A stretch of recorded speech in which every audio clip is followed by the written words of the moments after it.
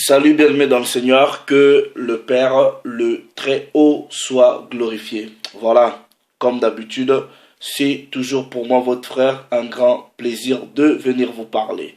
Donc avant de commencer, je rends d'abord toute la gloire au Père, au Très-Haut et au Mashiach, au Christ, au Préméné, je dis un double honneur. Soyez bénis les frères et les sœurs, à tous ceux de ma race, à la fille et au fils de mon peuple, vous qui aimez véritablement la parole du Père par la personne du Mashiach, vous avez ici mes salutations les plus fraternelles. À la fille et au fils des nations, à tous ceux qui aiment véritablement la parole, vous avez aussi mes salutations les plus sincères. Bon, comme vous pouvez voir le titre de la vidéo, il est venu chez les siens, mais pas chez vous. Il est venu chez les siens, mais pas chez vous. Bon, maintenant, le titre de la vidéo est inspiré par rapport au texte que nous allons lire qui se retrouve dans le livre de Jean. Ok? Maintenant, j'avais déjà,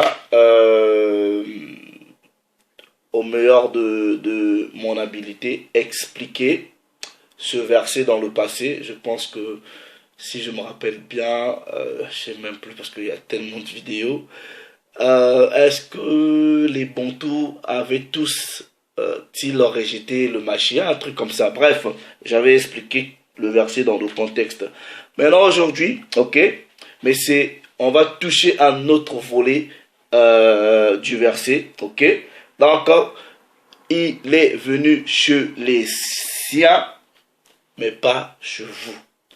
Qui était celui qui était venu, ok.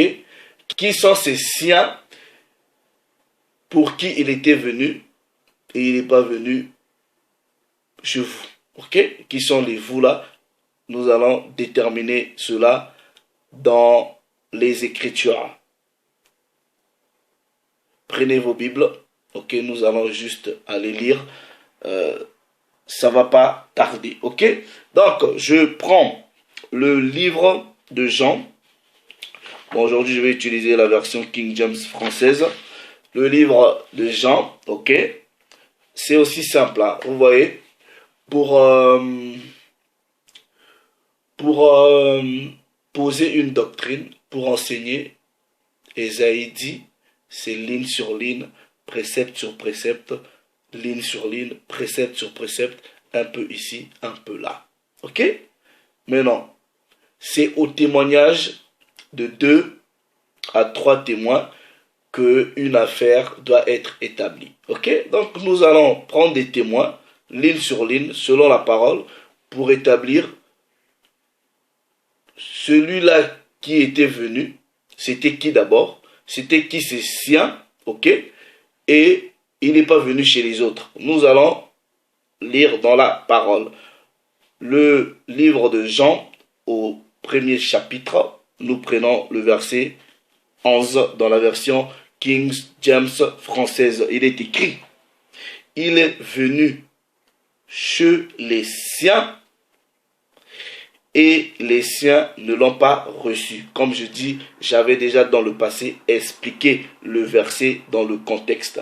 Mais pour les raisons de cette vidéo, il est venu chez les siens, mais pas chez vous.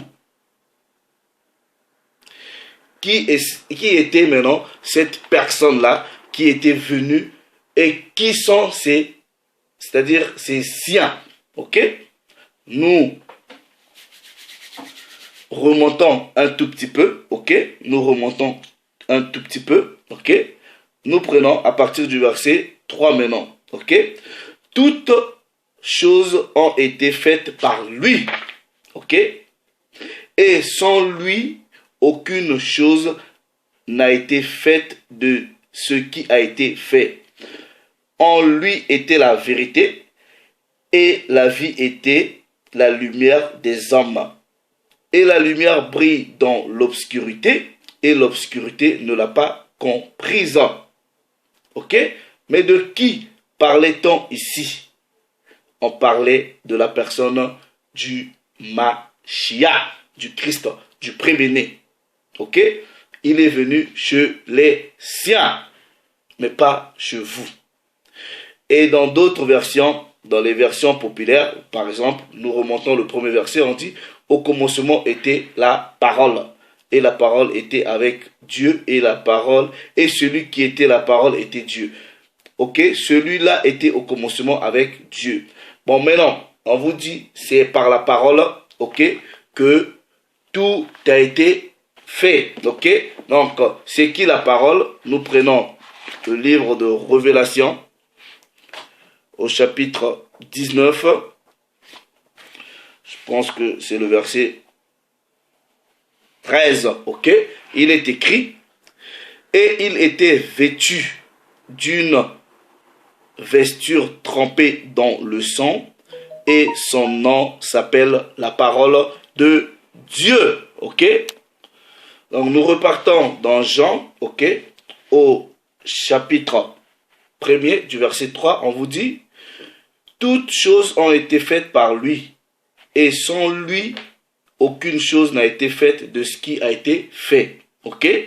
Nous prenons Colossiens, ok.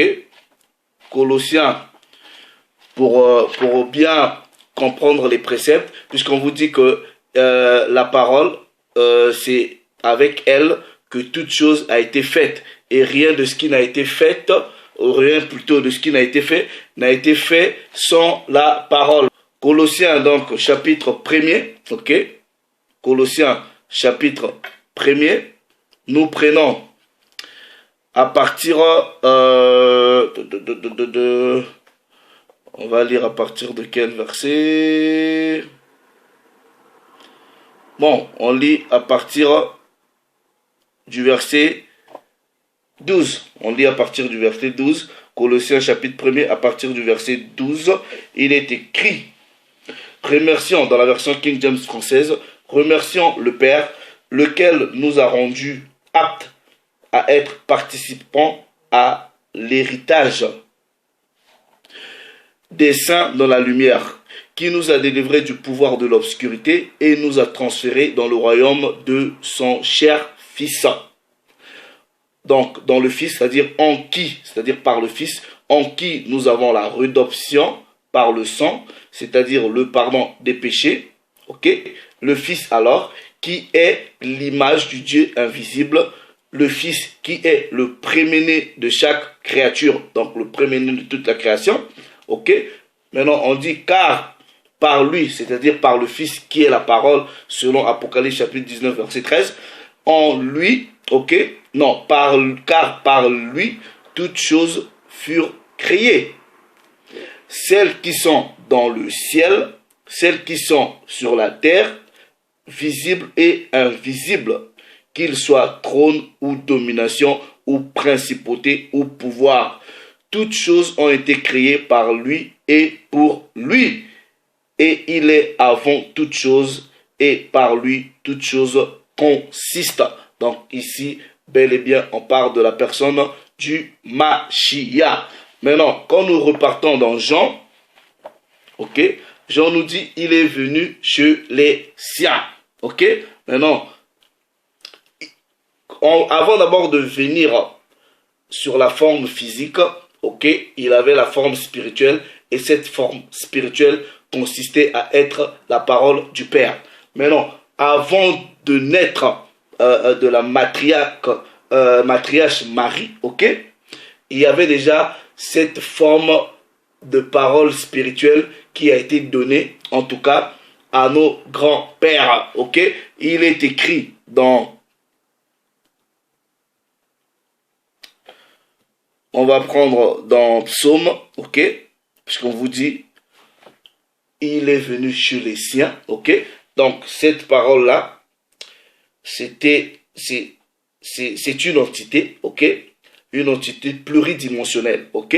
Donc, avant d'abord que la parole réside dans la dimension physique, ok, mais elle a été déjà donnée, ok, en forme de rouleau du livre, ok. Donc, nous allons aller voir à qui cette parole-là, elle a été donnée. Psaume chapitre 147, psaume au chapitre 147, du verset 19 au verset 20. Il est écrit, il, c'est-à-dire le Très-Haut, révèle sa parole à qui? À Jacob.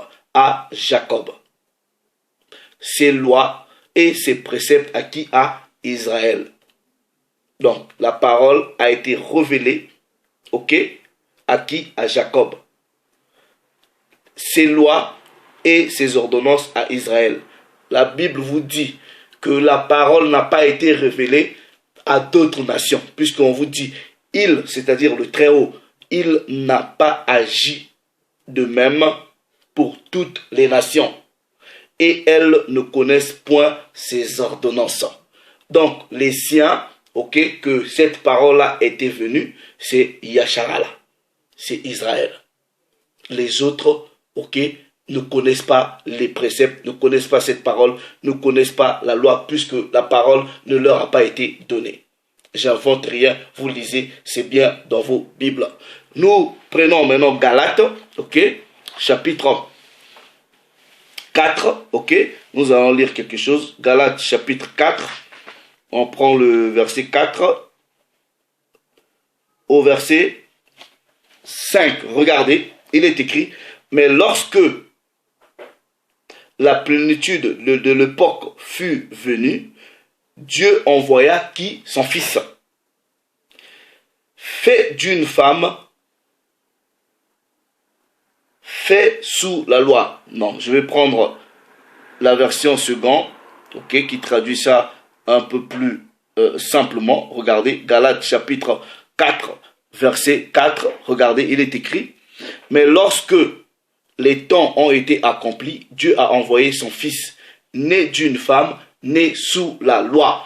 Donc, Psaume 147, on vous dit les lois, les préceptes, les statuts, les commandes et les ordonnances ont été donnés à Yasharala. Mais on vous dit ici, quand les temps ont été accomplis, le Très-Haut a envoyé qui? Son fils, qui était né d'une femme. Cette femme-là, elle-même, elle était sous la loi. Donc, ça veut dire qu'elle était un moine Yasharala, un moutou. Ok? Maintenant, on vous dit, mais lorsque les temps ont été accomplis, Dieu a envoyé son fils, né d'une femme, né sous la loi, afin que quoi? Afin que ce fils-là racheta, ok? Racheta tout le monde, non, tout le monde, non, racheta ceux, vous le lisez quand même, vous comprenez le français, ceux qui étaient sous la loi, afin que nous réussissions l'adoption. Qui est-ce qui était sous la loi? Psaume chapitre 147, versets 19 à 20. Il révèle sa parole, ses lois, ses ordonnances à Jacob. Ok, il n'a pas agi de la même avec les autres nations. Elles ne connaissent pas sa loi. Donc la parole vous dit ici que quand les temps étaient arrivés pour que le Père ramène la manifestation de cette parole-là dans la dimension physique en la personne du Mashiach, ok, il a choisi une femme qui était sous la loi, c'est-à-dire Moutou, Bantou, ok, et pour que cet enfant-là qui vienne, qui rachète ceux qui étaient sous la loi. Donc, l'enfant-là n'était pas venu pour tout le monde. Non. Maintenant, on vous dit, pour que, en venant, pour que l'adoption réussisse. C'est là que, mes amis, dans le christianisme, vous vous trompez. Vous pensez que c'est tout le monde qui a été adopté. Non. Si c'est tout le monde qui a été adopté, la Bible va dire. Ok?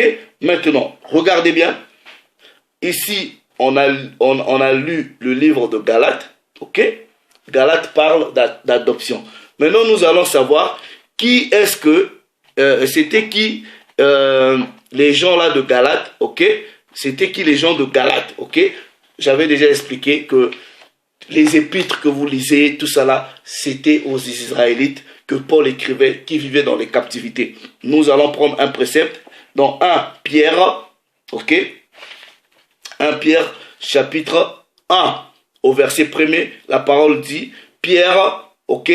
un apôtre du Mashiach, ok, aux étrangers dispersés ou à travers le pont, la Galatie, la Cappadoce, l'Asie et la Bithynie. C'était qui était dispersé? C'est Yashara là. C'était Israël qui était dispersé. Donc, maintenant, regardez, nous allons voir, puisque dans Galates, on dit, afin que réussisse l'adoption. Maintenant, l'adoption était prévue pour qui? Dans le christianisme, on va dire, Israël avait rejeté le Christ, donc Dieu va maintenant adopter, a prévu l'adoption de tous les autres dans le plan du salut. C'est faux selon les Écritures. Nous allons voir à qui l'adoption était prévue. Romains chapitre 9, du verset 1 au verset 4, il est écrit dans la version King James française. Je dis la vérité en Christ, je ne mens pas. Ma conscience aussi me rendant témoignage en l'Esprit Saint, que j'ai une grande lourdeur et une continuelle lourdeur dans mon cœur. Version King James française. Ok, regardez. Car, je souhaiterais que même moi-même je sois maudit par le Mashiach pour mes frères, ma parenté selon ma chair. C'est qui la parenté de Paul selon la chair? On prend Romains chapitre 11. Ok, regardez, verset 1, ok. Je dis donc, Dieu a-t-il rejeté son peuple? Dieu nous met en garde. Dans d'autres versions, on dit loin de là, ok. Car je suis aussi un Israélite de la sémence d'Abraham, de la tribu de Benjamin. Ok? Donc, maintenant il dit, Dieu n'a pas rejeté son peuple, lequel il avait connaissance d'avance. Ok? Donc, Paul, il dit que ses frères, ok, sont ceux de sa parenté, selon la chair, sont des Israélites, puisque lui-même il dit qu'il est Israélite. Maintenant, nous repartons dans Romains chapitre 9, ok? Regardez, il va maintenant le dire ouvertement, à partir du verset 3, car je souhaiterais que moi-même je sois maudit par le Mashiach pour mes frères, ma parenté selon la chair, sa parenté selon la chair, qui sont qui? Qui sont Israélites, auxquels, donc aux Israélites, à sa parenté selon la chair, à ses frères, auxquels appartient quoi? Ok? Les alliances, ok? L'adoption, la gloire, la dotation de la loi et le service de Dieu et les promesses. La parole est simple. Donc, quand on lit Galates chapitre 4 à 5, ok, on vous dit pour que réussisse l'adoption. L'adoption, Paul vous dit que l'adoption, même l'adoption là, c'est que pour les Israélites. Il y a une raison, j'essaie de faire ce sujet, puisque je vais toucher le greffage. On vous dit que l'adoption, c'est que pour les Israélites. Vous voyez? Donc, regardez maintenant, ok? Puisque la parole qui a été faite chair, les gens pensent que elle était venue pour tout le monde. Non, elle est venue chez les chiens, pas chez vous. Ok? Luc chapitre 1er, au verset 66. Ok? Non, 68 à 69. On va lire Luc chapitre 1er. Il est écrit, béni soit, à partir du verset 68, béni soit le Seigneur Dieu d'Israël, car il a visité son peuple, et nous a suscité qui? Une corne de salut. Une corne de salut dans la maison de son serviteur David. Béni soit le Dieu de Yashara là, il a visité son peuple. Et en visitant ce peuple, c'était de ramener cette parole-là en forme de chair dans ce peuple-là. Il est venu chez les siens, mais pas chez vous. Ok? Nous prenons encore un autre précepte, ok? Qui était, ok? La forme de cette visite, c'est la personne du Mashiach. Hébreu chapitre. Attendez. Hébreu chapitre 7, Nous prenons le verset 14, où il est écrit, il est notoire que le Mashiach, regardez, Hébreux chapitre 7 du verset 14, il est écrit, car il est évident que notre Seigneur jaillit de Juda, ok, tribu de laquelle Moïse n'a rien dit concernant la prêtrise ou le sacerdoce, ok, donc voilà, le Mashiach de la tribu de Juda, envoyé chez les siens, ok, acte chapitre, et lui-même quand il vient, ok, regardez ce qu'il dit, Matthieu chapitre 15,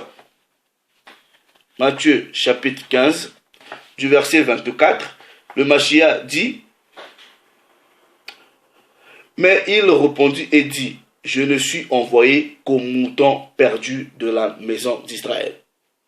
Il n'a pas dit, je suis venu, voilà, pour tout le monde, j'ai été envoyé pour tout le monde, non, j'ai été envoyé que pour mes siens, ok, je suis envoyé que pour les, dans les versions populaires, on dit, je n'ai été envoyé que pour les brebis perdues de la maison d'Israël. Ok? Maintenant, regardez, nous prenons le livre de Actes.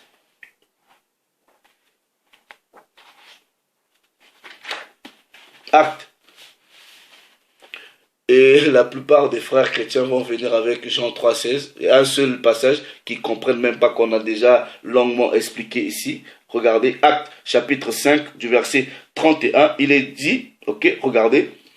C'est lui, c'est-à-dire le Mashiach, c'est lui que Dieu a exalté par sa main droite pour être un prince et un sauveur, ok, pour donner la repentance au monde entier. Non, pas au monde entier. On met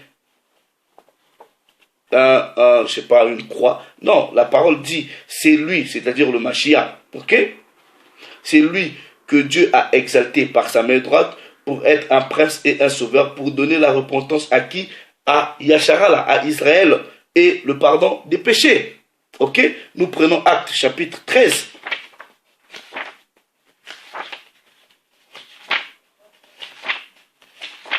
Verset 23. Actes chapitre 13, verset 23. Il est écrit, de la sémence de cet homme, ok, en parlant de la sémence de David, puisque voilà, de la sémence de cet homme, Dieu a, selon sa promesse, suscité à qui? À Israël. À Israël, un sauveur, le Mashiach. Donc, quand il est venu chez les siens, pas pour les autres, non. Maintenant, il y a des gens ici qui se font passer pour, soi-disant, ils sont les sauveurs de la race noire. Regardez. Il n'y a pas et il n'y aura jamais un sauveur, soi-disant, de toute une race. Ça n'existe pas. Les sauveurs sont les sauveurs des peuples. Maintenant, je vais conclure en disant ceci. Puisque la parole nous dit que les dieux des nations ne sont que des idoles. Mais je vais faire réfléchir mes frères et sœurs. Vous voyez, quand vous allez chez les Asiatiques, là, ils ont leur Bouddha. Quand vous voyez Bouddha, là, il leur ressemble un peu. Voilà comment ils sont. Vous partez chez les Arabes, ils ont leurs histoires de Mahomet, de l'islam. Voilà. Mais chez les Noirs, vous avez un sauveur, soi-disant blanc. Mais réfléchissez. Réfléchissez. Tous les autres ont leur Dieu ou leur prophète à leur ressemblance. Mais vous les Noirs, on vient vous donner, soi-disant un sauveur, mais il ne vous ressemble pas. En tout cas, selon comment on vous l'a montré. Il ne vous ressemble pas. You got to wake up. Réveillez-vous. Utilisez votre intelligence. C'est vous qui êtes les siens pour lesquels il était venu. C'est vous, les Banaya Shakala.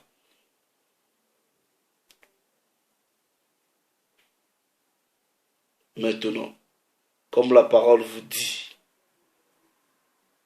qu'on parle d'adoption, que l'adoption était même pour les Bantous, pour Israël, j'espère que quand je vais toucher maintenant le greffage, vous allez comprendre, mais qui va être greffé à l'olivier sauvage. Le Père soit encore glorifié. Shalom.